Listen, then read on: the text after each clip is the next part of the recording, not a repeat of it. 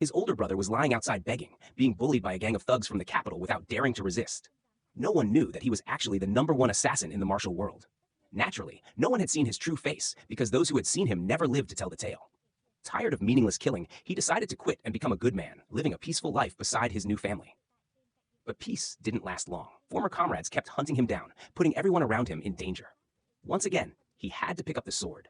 What would he have to go through to protect the ones he loves? Stay tuned for the movie, Heavenly Mountain Legend, The Return of the Sword Sect, brought to you by the Best Movie Review channel. An anonymous assassin was riding his sword toward the Buddhist mountains of the Seven Kill Sect. Without a name, and known only by his sword, people called him Blade. Step by step, he headed to the main hall to meet the sect leader, his foster father. As usual, the souls he had slain were sealed in the soul jade and brought back as tribute. The sect leader gave Blade a new mission, to eliminate a rebellious subsect showing signs of disobedience. He sent Blade and Red Spear to execute the task. The two worked with terrifying synergy. Soon, the entire sect was annihilated, leaving only a mother and child. When Red Spear tried to finish them off, Blade stopped him. But he didn't realize that in this dark world, mercy toward the enemy meant cruelty toward oneself. After this brutal massacre, Blade grew tired of killing. He wanted to escape with Red Spear and live a hidden life, not as anyone's tool. As they fled, members of the Seven Kill Sect appeared. It turned out the sect leader had known Blade wanted to escape. He had set this trap using the sect's deadliest artifacts. The sect's rule was simple. Whoever enters must either kill or die. Any betrayal meant death. As Blade prepared to unleash his strongest technique, Red Spear severed one of his arms, betrayed by the very one he loved. Regaining his will, Blade fought back and leapt off a cliff to escape while his enemies were distracted. The next morning, a clever girl named Lily found an unconscious man by the river while working. She brought him home. He was badly injured, but her father, who knew some medicine, used a secret technique to treat him, though with little hope, as Blade's wounds were deep. That night, as her family was having dinner, they heard a noise.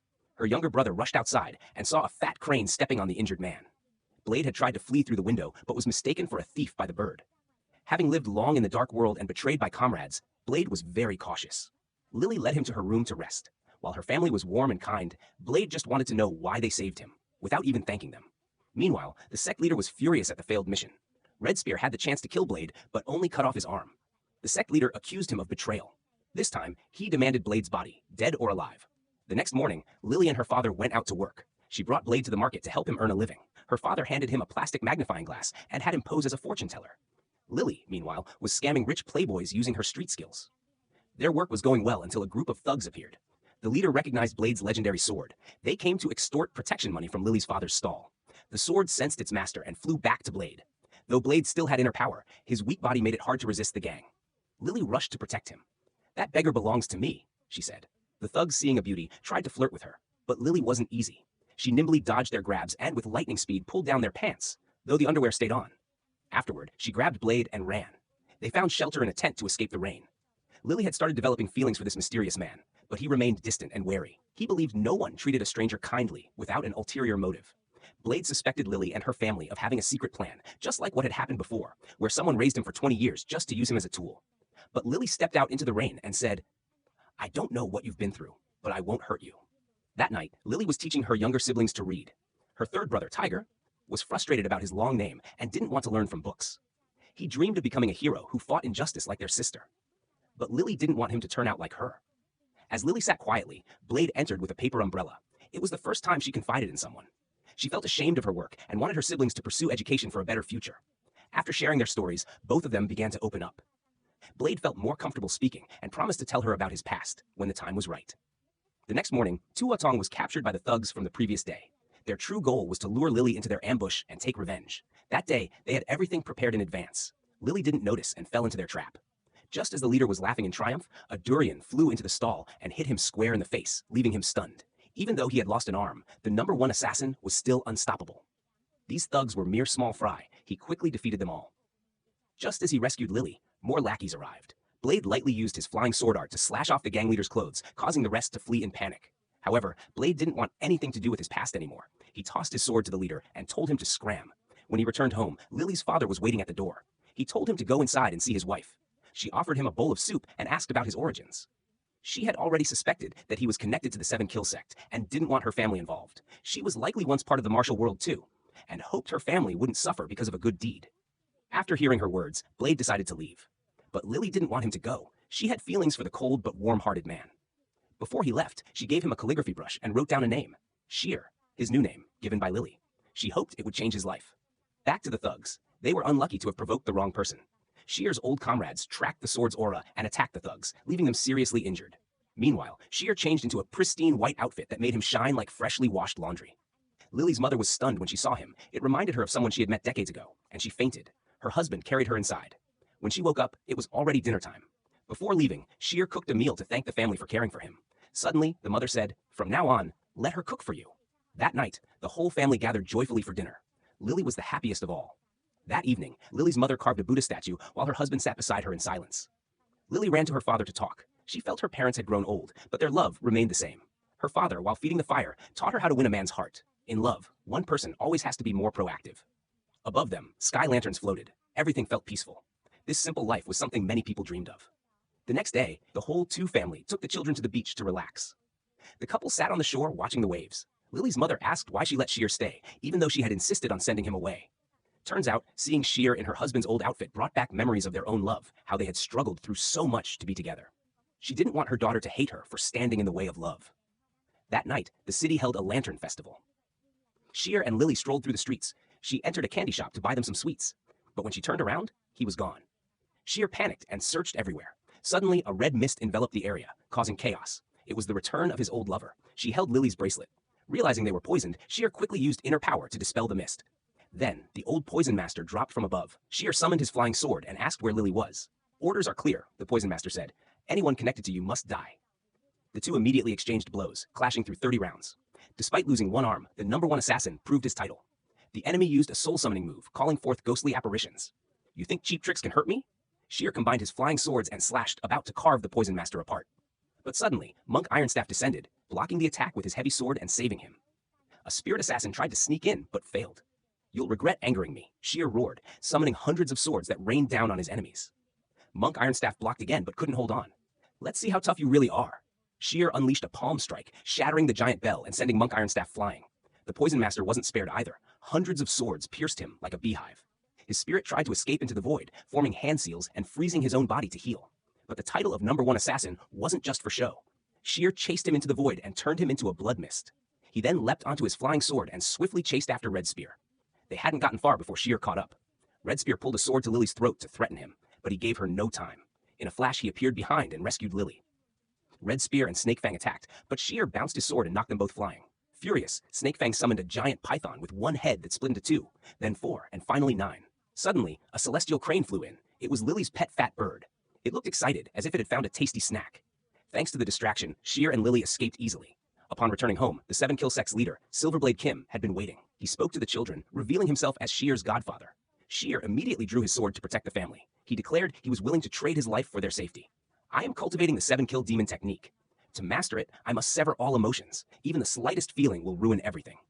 20 years of living together? He truly considered Shear as his own son. That was why he couldn't forgive him, because only by killing him could he reach the pinnacle of the forbidden food technique. Just as he was about to strike, Lily's father arrived just in time, immediately engaging in battle with Silverblade Kim. The two were evenly matched, neither gaining the upper hand. Suddenly, Lily's mother joined the fight. Seeing the situation turning against him, sensing he couldn't stand against both of them, the sect leader of 7-kill transformed into a demonic form, radiating dark power. However, he was forced to reveal his true form under the assault of Mount Shu's sword chi and the Nua heart technique wielded by the couple. At that moment, Lily's parents reverted to their youthful appearance. It turned out they were none other than Bai Yunfei from Mount Shu and Ninyam Xuanchen of the Tianshan sect. Two legendary masters, united in heart and strength, managed to defeat the Dark Overlord. Knowing he could not win, the sect leader turned into a flock of crows and vanished. Though victorious, the battle had cost them greatly. Reverting to their original forms drained much of their power. Upon returning home, they decided to move the entire family elsewhere. It was no longer safe. Lily began to question her parents' true identities. The couple realized they could no longer hide the truth. It was time to reveal everything. Lily's mother, Niam Xuanchen, was the destined celestial maiden of the next generation of the Tianshan sect. She was to inherit the orthodox path, wielding the Nua heart technique to uphold justice. But her impatience caused her to misuse the technique, leading her to fall into darkness. Her entire clan on Tianshan Mountain was massacred. Niam Xuanchen was taken back to Tianshan and sentenced to the highest punishment, in front of representatives from all sects. Just as the execution blade was about to fall, Bai Yunfei of Mount Shu arrived on his divine crane, begging the assembled sects to spare her. "Bai Yunfei, you're reckless. Junior brother, don't bring disaster upon the sect. Master, senior brother, forgive me. Today I must take her away. Even if I have to stand against the whole world, I'll protect her. In my eyes, nothing in this world compares to her. Don't worry, I'm here." All the sects drew their swords. They would not allow the two to escape. Ba Yunfei stood before Niamswanchen and unleashed the technique that summoned 10,000 swords. The sky darkened, mountains crumbled, seas roared. In that great battle, Ba Yunfei's 10,000 swords returned to one, severely wounded many orthodox sect masters. They vanished afterward, hiding for 20 years. Now that their whereabouts were known, they needed to move quickly. But as they reached the sea, the four great orthodox sects appeared. The Mount Shu leader was furious with Ba Yunfei for betraying the sect for love. She's my wife. No one else has the right to judge her. Ba Yunfei unleashed his sword technique again, summoning tidal waves and thousands of water blades, drowning the pursuing masters. But it drained his inner energy. He was gravely wounded. Taking advantage of the chaos, the two family fled. Lily's father and Sheer were badly hurt, and her mother wasn't doing well either. Lily decided to stay behind to draw attention away, but she couldn't match the strength of the elite Orthodox sect members. Suddenly, Silverblade Kim appeared to rescue her. He began asking for her birth date and lineage. After investigating, he revealed that Lily was not the biological daughter of Ba Yunfei and Niam Xuanchen.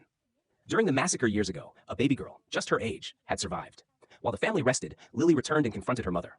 Niam Xuanchen didn't deny the truth. Out of guilt, she had adopted the girl and gave her the surname of her biological father. Upon learning the truth, Lily grew emotional and pointed a sword at her mother. But Niam Xuanchen didn't resist. She knew her sins were unforgivable. As the two stood frozen, the sect leader of 7 Kill struck from the shadows. To protect Lily, her mother took the sword to the chest. She fought back with all her might, but severely injured and exhausted, she was no match for him. She was struck and collapsed. Lily, filled with sorrow, let go of her hatred and rushed to catch her mother. As the sect leader moved in to finish off the others, Sheer awoke just in time. He stabbed the demon's eye with his calligraphy brush, blinding him and giving the divine crane a chance to evacuate the others. But her mother succumbed to her wounds. Before dying, she hoped Lily could forgive her for everything she had done to her family. The divine crane carried the survivors to the hidden forbidden grounds of Mount Shu. Knowing his end was near, Ba Yunfei used all his cultivation to form a golden core. Reconstructing Sheer's body, his lost arm began to regrow. That place was none other than the Celestial Sword Cavern. There is an ancient legend of Mount Shu. 200 years ago, it was here that he comprehended the 10,000 swords returned to one. After a period of cultivation, Sheer mastered all the techniques his father passed down, except for the final move, which he still could not grasp. He left the cave and prepared to say goodbye to Lily. Before leaving, Sheer bowed to bid farewell to Ba Yunfei, who was sitting in silence, preparing to reunite with his wife, reminiscing about their past together.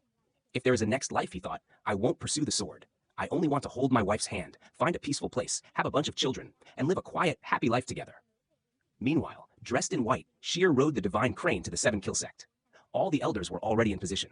The moment he drew his sword, all of them were pulled into the sky, forming a sword formation that obscured the heavens. With just a flick of 2 fingers, no one below remained alive. Sheer slowly stepped into the main hall. When they faced each other, the enemy used Lily as a hostage.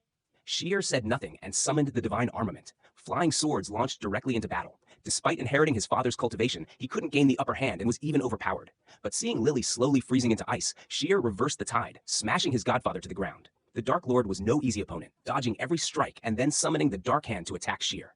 Sheer controlled the flying swords, merging them into a massive sword that pierced through Silverblade Kim's body. Unexpectedly, the enemy laughed maniacally. This was exactly what he had planned all along. The final condition for perfecting the 7 Kill demonic technique was to be struck by such a sword. The Dark Lord began absorbing sacrificial souls from all directions. Sheer refused to let him succeed.